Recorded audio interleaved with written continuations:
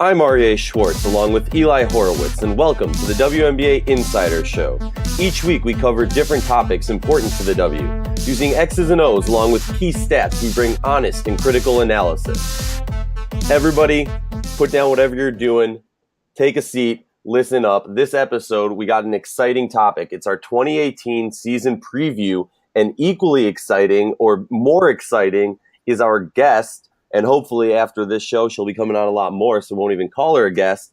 Rachel Galligan, one of our newest members on the Insider staff. Want to say hi to the people. Hi, everybody. Thank you for being here. I'm excited to be here with these guys. Let's talk about some stuff. Let's do it. Eli, do you want to break down how we're going to be going through the teams? Because we could spend like 24 hours going into this. So how are we gonna break it off? Let's move to the West. And man, the West is going to be a barn burner. I mean, bloodbath. There are 5 teams here. I mean, I is that the wrong? There are 5 teams in the West that some people have said could win the whole thing. You know, and maybe win the whole thing. I'm being a little hyperbolic, but there are 5 teams here that I think they're ready. They're at least ready to win now. They're trying to win now. You know, obviously Vegas is in a rebuild, though they do have quite a bit of talent. So, I mean, this conference is going to be really difficult. Somebody's going to miss the playoffs from this conference. So let's jump in and start with Minnesota. They finished 27-7 last year. Obviously won the WNBA Finals in 5 games over the Sparks to give them 4 championships to name. And you know, again, this team, as they are every year since they've had Cheryl Reeve and this nucleus of talent, are, you know, one of the favorites, if not the favorite. You know, as long as they have Maya Moore and Sylvia Fowles and Cheryl Reeve, not to mention Whalen and Augustus and Brunson, I mean, this team could very well, you know, hoist another trophy. But I think the big storyline with this team is their bench is looking completely different. You know, they lost Renee Montgomery, who is their essentially a 6th starter for them, somebody who started when Lindsay Whalen got hurt in the regular season last year. And they replaced her in Danielle Robinson, who, you know, I think we've talked a lot about this, just is not a shooter. She's never made a 3 in her career, and that's just a fact. She obviously does bring some other elements defensively, and she can get to the rim and draw the defense and kick. But they also bring in Tanisha Wright, who didn't play last year. Again, another player who can defend, but hasn't played in a year. And so I'm going to kick it. I'll start with you, Aryeh. And is this revamped bench, and let's add Lynetta Kaiser, who was also kind of hurt last year in Connecticut, is this bench good enough for them to win their 5th championship? To me, it comes down to 2 players on the bench, and all right, 3 players on the bench, and it's not going to be the players that a lot of people are talking about. All right, I'm talking about Xanda Licini, all right, and I'm talking about Alexis Jones. To me, right off the bat, those 2 are going to be the big ones, and then Temi. All right, for the Lynx to move forward, and this is not a knock to the vets that the Lynx have on the bench, but the vets that they have are not scoring monsters. They're not players who, you know, how many times last season did we see the Lynx constantly just go in this like scoring drought, and then Renee Montgomery come in and really bring them out? Now, some of the things and I've been watching a lot of tape on Robinson, all right, and something that I've been under about, and I have to give her credit, is pickup speed. And I know a lot of people talk about it, but that aspect can be point scoring too. Now, originally, I was kind of against that because she doesn't have the 3. But if you add in Alexis Jones, and she was looking good the other night in their early preseason game, for me, if Alexis Jones can start bringing in the points and Xanda Licini kind of carries on what we've seen her do overseas and her growth of her game, then yes. If not, then I don't think the bench is good enough to let them win a championship. But I will say again, you might see Cheryl start going with a different style of lineup where it's less dependent on the bench like they have in the past. I think your assessment is spot on. My biggest worry is the bench. I'm concerned about, the veteran players and the minutes played, and kind of how do you kind of sift through that, and who's going to step up. Someone is going to have to step up off the bench. They're going to have somebody who has a breakout year. In my opinion, I think Alexis Jones is probably the one most poised for that. Xanda Lacini is an incredible player. I don't even think half the people out there listening quite understand what she's capable of doing. We haven't had a chance to see it. So between those two, I think you're spot on with that. If one or both can step up and add some more minutes and create more offensively for this team, sure, they can be a contender. And they certainly can do it with the players that they've got. I mean, no one in their right mind is going to argue that. I could definitely see them returning. I could see them repeating. But I worry about the bench. I worry about the veteran status of it and kind of the age range we're talking about here. We can't do this forever with this exact group. So we're going to have to start bringing in, some new talent here that's being able to step up and contribute. Yeah. One thing I'll say is, I'm someone who's argued the Sparks are the favorite, but to come to the defense of the Lynx, I think last year Maya Moore did not have her best season, and again, yes. and saying that still means she was like a top 5 player in the league last year. So what I think Maya Moore could still get that much better, and that just shows how crazy good she is. I think she still has a leap she can take, and she's already arguably the best player in the league, and I think she can get even better. Yeah. So if I'm arguing on behalf of the Lynx, I would say, yeah, maybe their bench isn't quite as good as last year, but I think Moore and Fowles could still be even better. And if those two kind of say, hey, we are the future of this organization, obviously Brunson, Augustus, and Whalen, their retirements are looming, but I think Maya Moore and Sylvia Fowles could say, hey, this is our team now, and we're going to be even better than we have been in the past. And when those two are rolling, even LA, as talented as they are, that really don't have, solid answers for talents like that. So, I expect them to be, and by the way, at the end of the pod, we're going to, not to put pressure, but in case both of you guys want to start thinking, I am going to ask you which 4 teams missed the playoffs and who's your 2 teams that you think will make the championship. We'll come, we don't have to say that now, but I think we're all in agreement they could win it all this year again. Let's move on. Let's go kind of to the opposite end, a team that's rebuilding, the Vegas Aces, newly minted team with Bill Laimbeer at the helm as both coach and GM. They were 8-26 last year as the San Antonio Stars. They were 8th in defensive rating, so they weren't the bottom.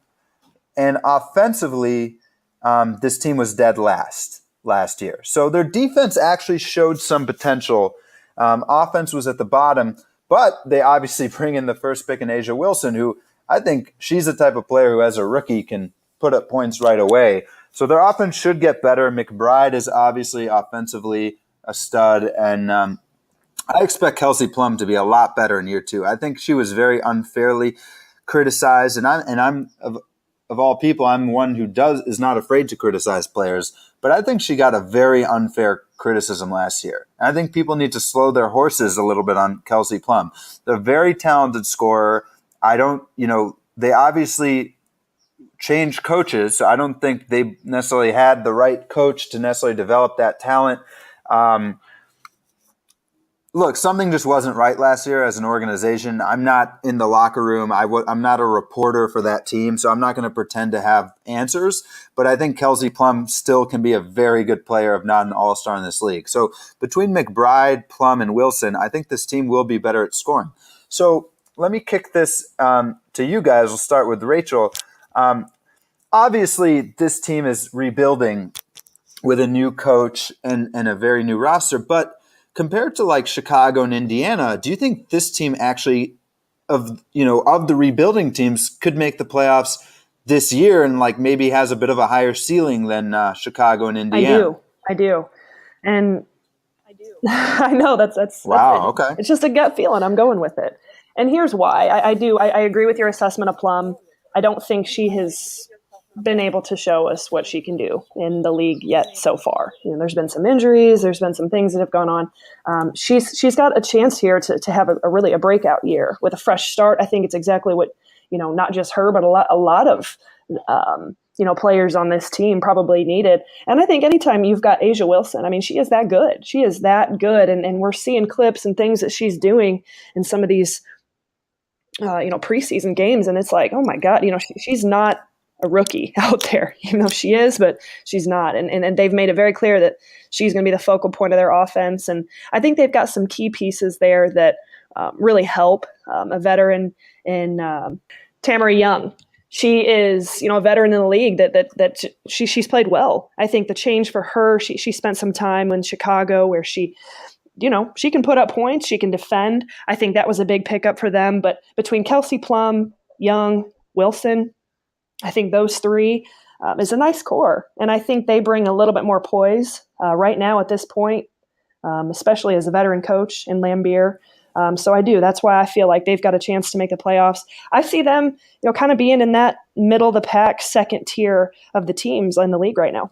Wow. So, I mean, that's a pretty positive outlook. Wow. I don't think it's a hot Bold take. statement. Well, no, I'll say this.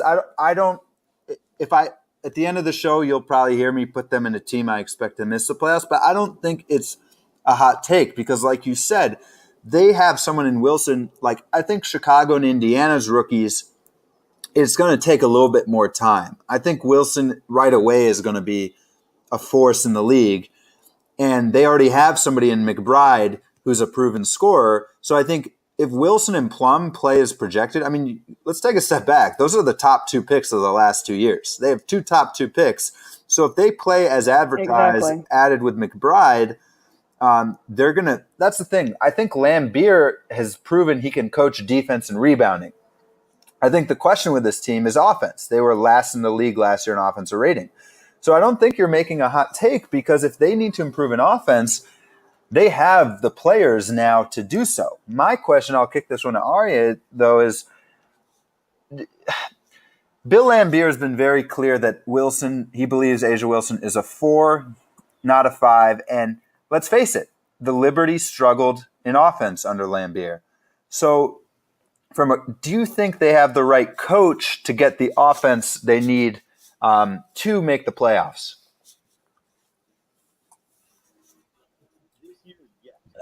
This year, yes. So, I mean, as hard as I've been on this team and some of Bill's coaching, I will say this. He will get this team much better because of the things that you guys are talking about. And they're gonna kind of make a bigger leap this year than they would say if they had a different coach. Now, that's not to say that long term it's the best move for them. What I will say is underrated. I'm gonna butcher the name, so I'm just gonna say Park, coming from Korea, is somebody who can really step in and really do something. And possibly, if they're gonna be putting A'ja at the 4, put Park at the 5. And I know it's kind of a long shot. I've got to cut myself off, but I know she's kind of a long shot for the roster. Some are saying other people are like, oh, she's super devoted, whatnot. All you guys are hitting it on the head with Plum, Jefferson, and all the other players that this team has, A'ja Wilson, Tamara Young. But my question is kind of what Eli was getting to is the 4 and 5 are the possessions that are really a question mark for me. I mean, I don't know. I might be looking at it from a negative view. Moving on to the Phoenix Mercury. They were 18-16 last year, but they dealt with a lot of injuries. And once they got to the playoffs, they knocked off multiple teams. They knocked off the Storm, then they knocked off Connecticut, and then they got swept by the Sparks. But they were definitely – I was there at all 3 games, and it wasn't a blowout. They definitely were competitive in the sweep. Now they bring back Bonner. They add January. They signed Sancho Little. So they're coming off making the semifinals, and they're really adding 3 starters essentially to what they have with Taurasi and Griner. Obviously, Camille Little and Leilani Mitchell off the bench. Last season, their offensive rating, where is it here? They were 7th in offense and 6th in defense. But again, my thing with this team, I feel like, and I actually mentioned this to Rachel earlier, I don't put so much stock in the fact that they were 7th and 6th in the regular season in offense and defense. I feel like this is a team that waits till the playoffs. And I don't mean that in a negative way.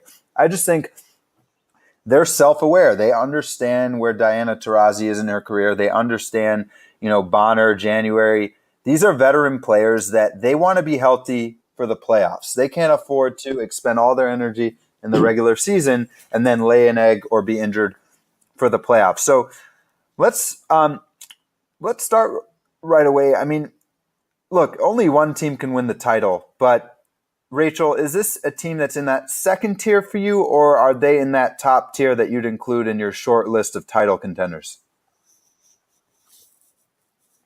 They're in that top tier of teams I would put as title contenders. I really think they're going to be better than what they were last year. I think they've got some key pieces back in Bonner. That's a huge gift for them, and she just came off, and I think she was played maybe in her first preseason game just the other night. You're automatically bringing in, 13, 14 points right there just in her presence alone. I'm a big fan in the moves that were made. No one's really talked about Marie Gulich. I know she probably won't get a ton of time, but I definitely think she's a player that can come in and give you a few minutes a game, and she's finesse, and she's got a really high ceiling in terms of what she can do. But you hit the nail on the head when it comes to Phoenix. They've got the talent. You've got Brittany Griner. You've got Diana Taurasi. Gosh, you've got Brianne January. I think January is a really nice addition to the table here too. So in my opinion, I think they're better. I think we'll kind of see them, kind of float, back and forth early in the season, kind of like the Cavs do, I think is what you mentioned the other day. But they're definitely a contender. There's no doubt in my mind. Yeah, I feel like this is a team that could finish in 7th place, but still make the semifinals or finals. I don't think they'll be as concerned with their seeding.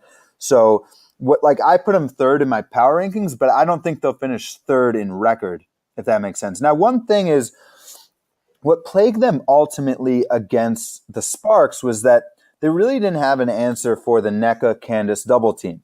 The Sparks double team Griner on almost every catch, and Camille Little was very tentative to take those shots. So what I want to say is they bring in Sancho Little. A part of me feels like it'll be the same problem. On the other hand, as you mentioned, January is an excellent shooter, and Mitchell's an excellent shooter, Leilani Mitchell. So have they done enough this offseason, and either you jump in, have they done enough this offseason to kind of address that issue, that when Griner gets doubled, they kind of had a bit of a liability at the 4 position?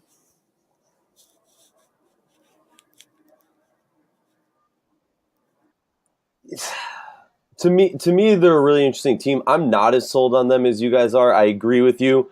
I break it down to in the regular season they're not a contender, but in the playoffs they are. Kind of basically what you were saying.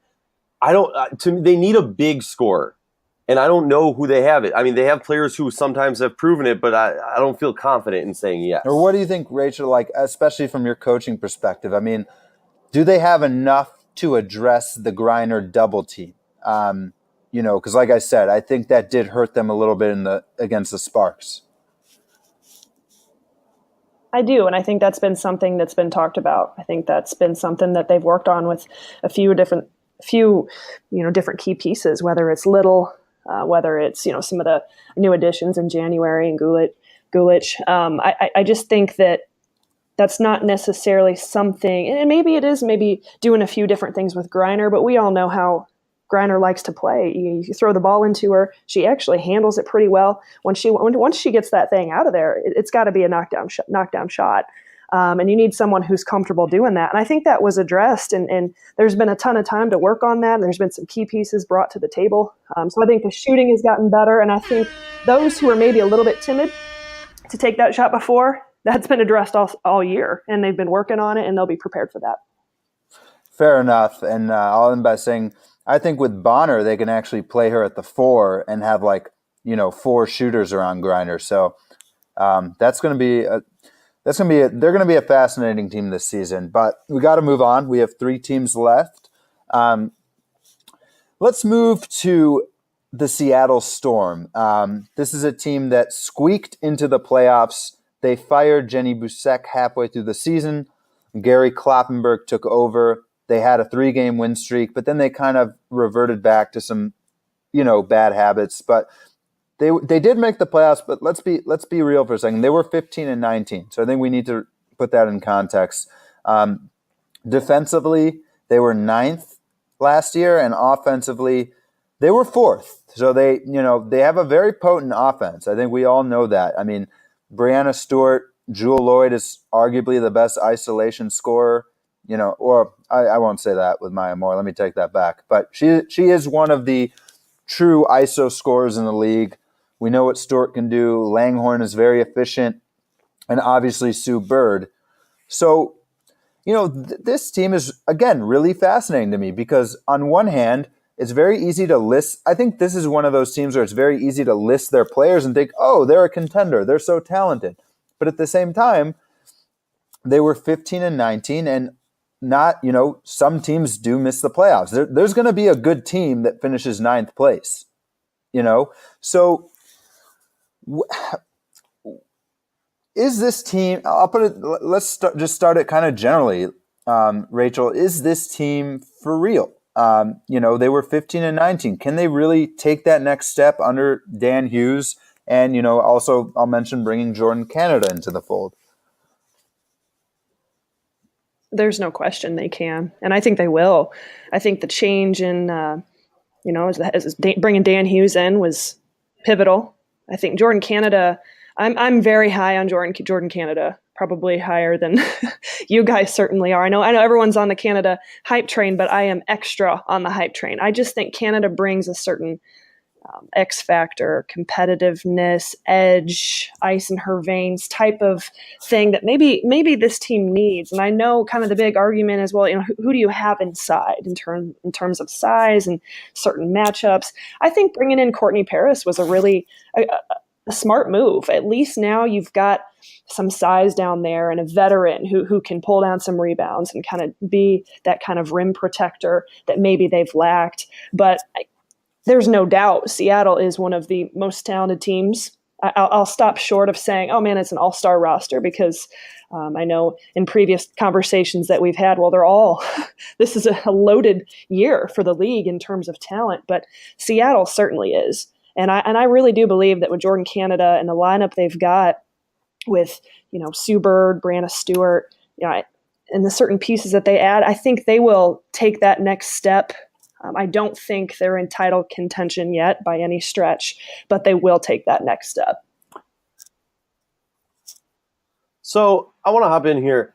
Something that I noticed interesting with their last 2 preseason games, and obviously we can only read so much into this, but they came in with a different lineup. Personally, I'm not that high on Paris. I'm not going to knock your opinion or anything. I'm much bigger on Howard. All right. I think she could really be an element for this team to have a little bit of a quicker, like a young lineup that's quick, has some length to them, that can score from different angles. She's a very flexible player that a lot of people don't understand how flexible she is. And Eli's talked about this a lot. Stewie can ball out, and Stewie can ball out at many different positions, which kind of makes their roster a very fun roster, kind of like what we were saying with some other teams about deciding, okay, this game, these people are starting. This game, think these Stewart's someone who's actually given Brittany Griner fits one-on-one. This team's tough for me. I think they're, for me, they're right on that border with New York. When I look at the teams, I think okay, Chicago, Indiana, and Vegas are kind of rebuilding. And I feel like them in New York are kind of right on the border. One thing is, Dan Hughes, like you said, that's going to be big. It's kind of like, what style does he bring? We know this team can score, so how does he fix the offense? Do they go with a more aggressive approach? I think if that's the case, Courtney Paris at times can be a liability, but Howard can step up. If they go to a more traditional drop-back scheme, especially against pick and rolls, then Paris can be a little bit more successful, as Rachel mentioned, kind of just staying by the rim. So there's a lot of options. I think one weakness here is their depth at the guard slots. And I don't know. I mean, I think that might hurt them as far as what is their backup guards.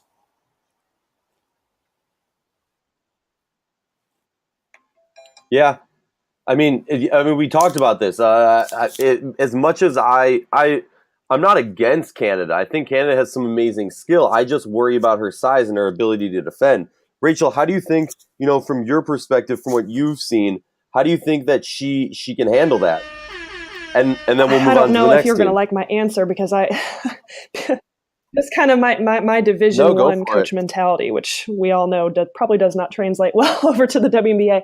I'm not necessarily afraid of size, especially when it comes to players like Jewel Lloyd and Jordan Canada and the things that they bring to the table. I feel like their upsides are going to be that much more positive than in terms of being a liability. They bring so much more to the table in terms of what they can do offensively and even defensively. I mean, how quick they can be and anticipating passing lanes and Canada's ability to steal the ball and play in the open floor. I mean, I think their positives, are so much more dominant than their negatives in that standpoint.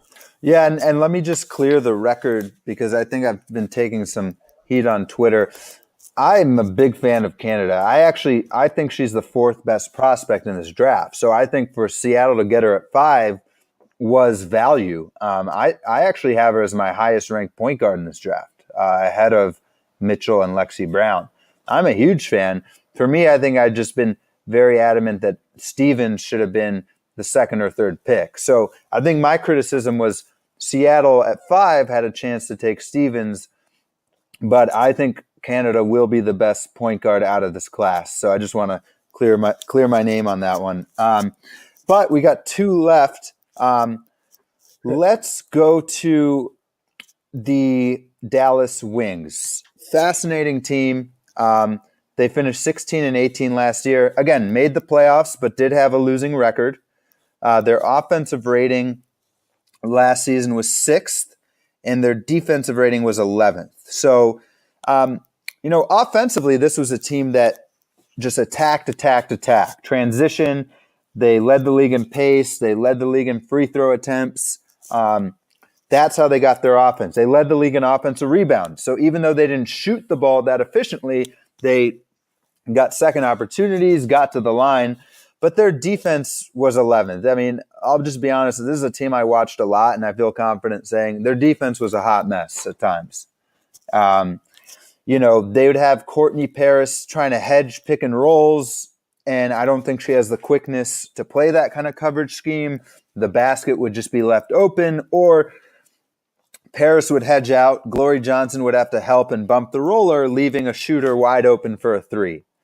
I think this is a team that should be a dominant defensive team. You have Glory Johnson, Cambage, Stevens, Diggins Smith, Gray. I mean, the list goes on. I mean, Christmas Kelly. I mean, this team is so long and athletic. I feel if they just switched everything and had Cambage stay by the rim, there's no need to hedge out.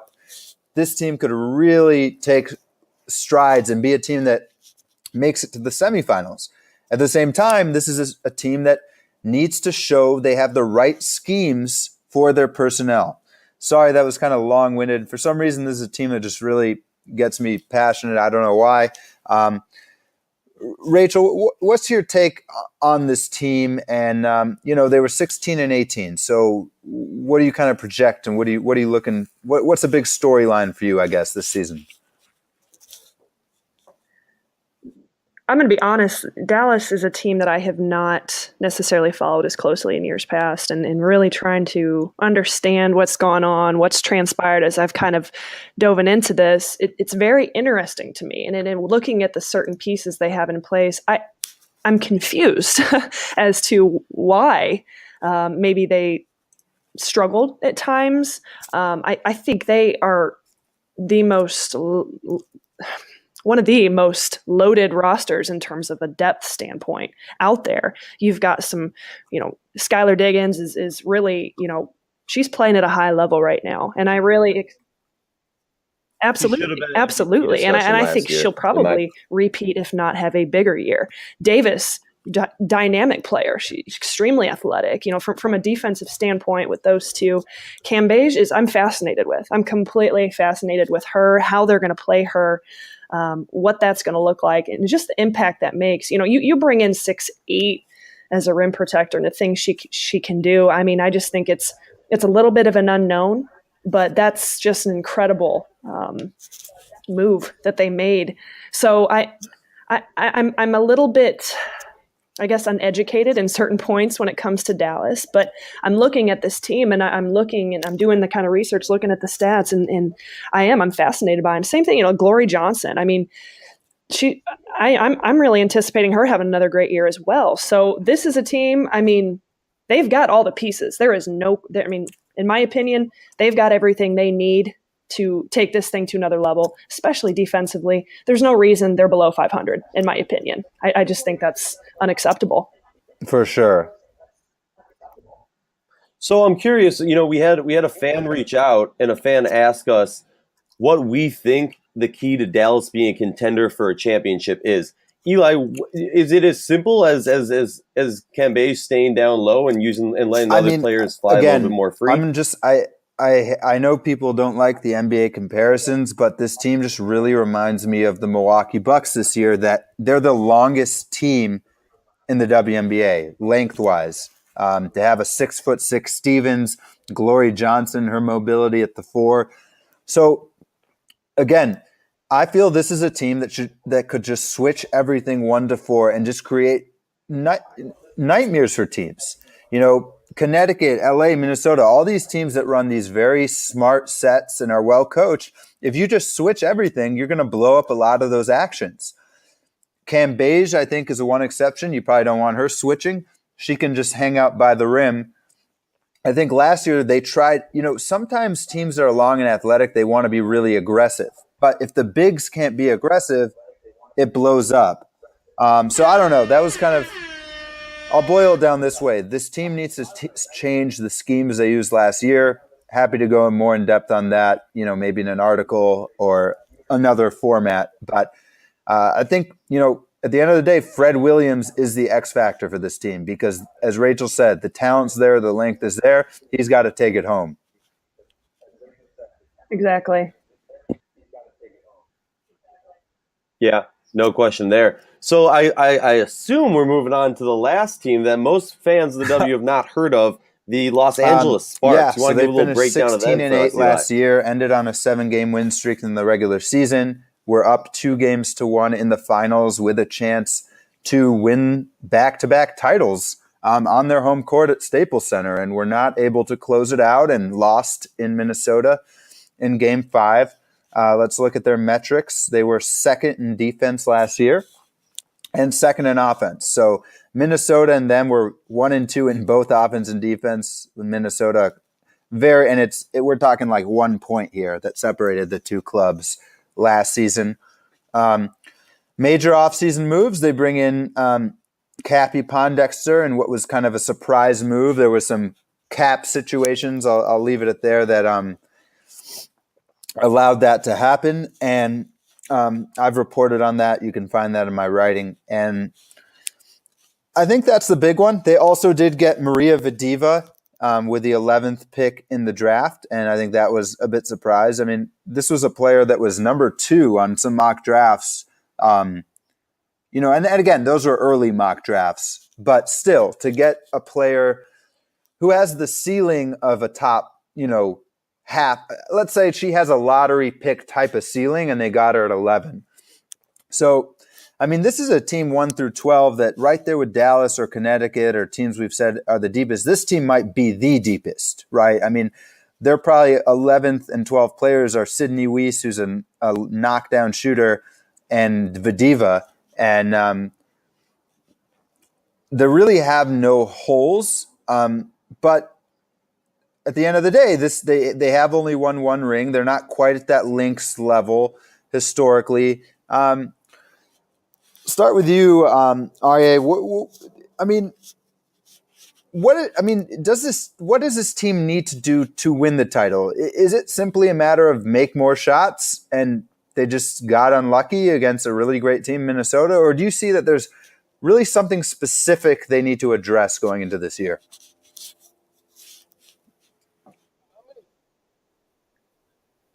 I'm going to get a lot of crap for this. I'll be straight up.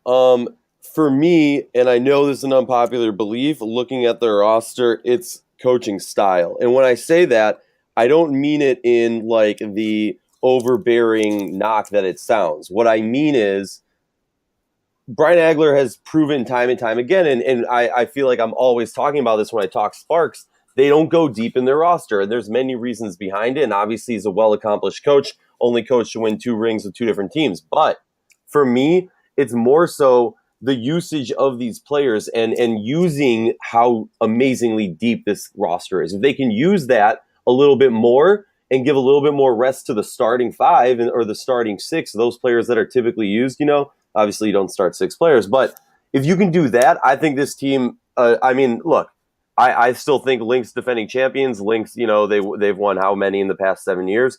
But to me, the Sparks are the favorite if the coaching Rachel, style changes where they use the bench Sparks. a little more. One thing I saw in the finals was that as great as NECA and Candace are, let's just be real. They, Fowles and Brunson just dominated on the boards. It really was the story of the series. And I think ultimately that's why the Lynx won the title. So let me ask you this, especially with Lavender still overseas.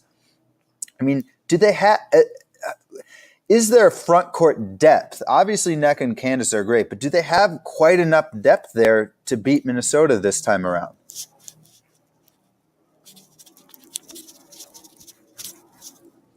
You cut out when you were talking. What was your question? Oh, sorry. I'll ask it again. Rachel, let me ask you this. As great as Candace Parker and NECA are, they, Fowles and Brunson really kind of owned the boards to some extent in the finals last year. Does this team have enough depth in the front court to this year win the title?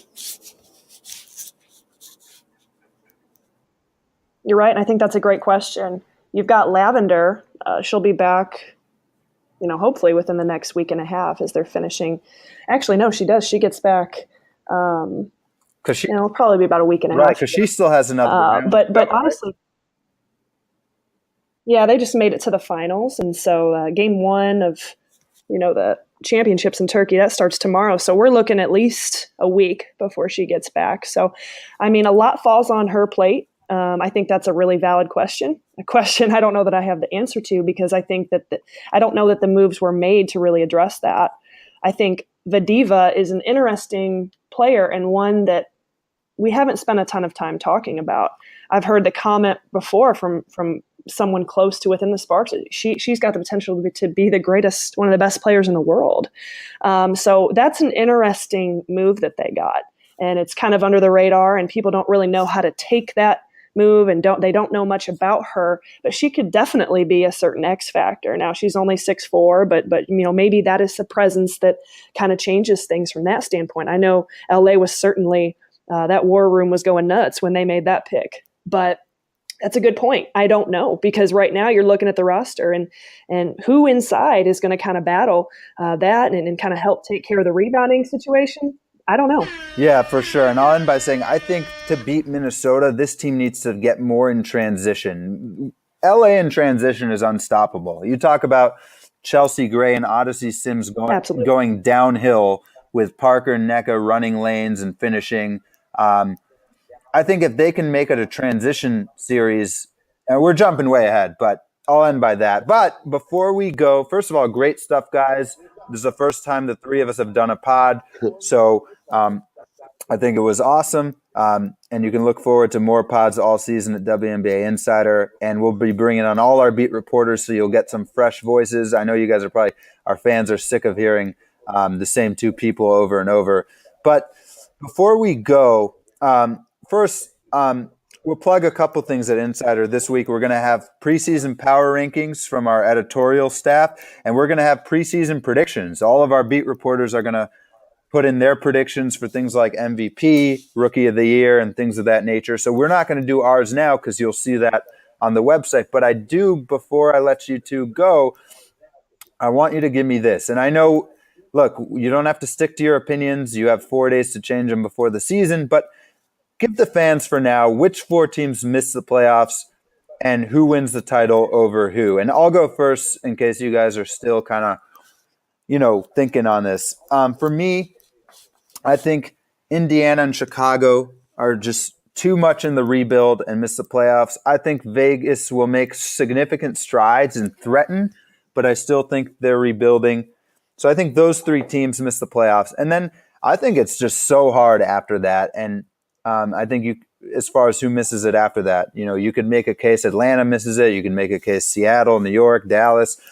You could also make a case all those teams could, go deep in the playoffs. But I think for me, ultimately, I picked the Liberty as my 4th team to miss it. So I have the Fever, Sky, Aces, and Liberty missing the playoffs. And I have whoever gets the 1 seed, I believe, will win the finals. I think in such short series, to have that game 5 in the finals at home, I think makes a huge difference. I'm going to go ahead and say I think the Sparks win over the Lynx in a kind of finals trilogy. But I know it's a cop-out, but I really think whoever gets that 1 seed, having that 5th game at home is the difference. But I'll go ahead and if you had to pick today, I'd pick the Sparks. As anyone who wants to go first with theirs?